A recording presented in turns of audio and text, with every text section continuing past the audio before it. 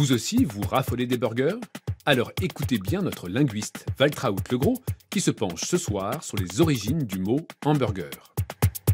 Qui aurait pensé que le hamburger, cette discutable bénédiction qui nous vient des États-Unis, allait un jour conquérir le monde?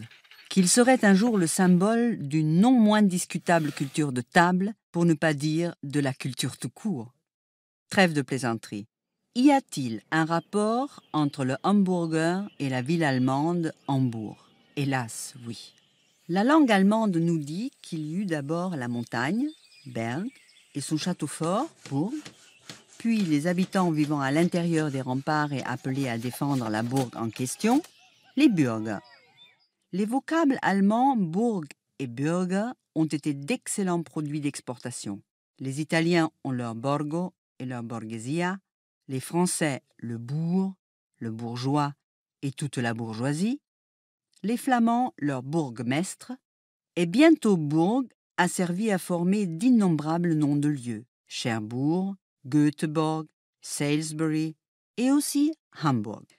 Une des spécialités de la cuisine hambourgeoise est une tranche de bœuf préparée de manière particulière et appelée Hamburger Stück.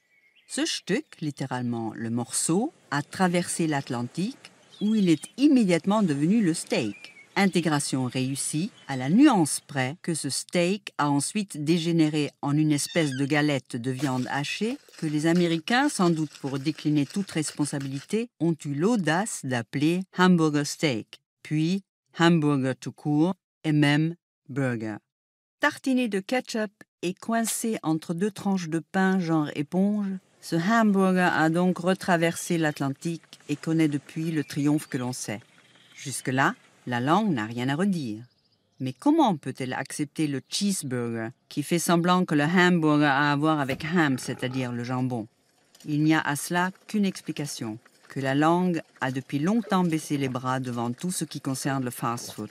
Elle sait mieux que nous que ce n'est pas de la vraie cuisine et regarde tranquillement comment les hommes se ruinent leur santé et leur silhouette.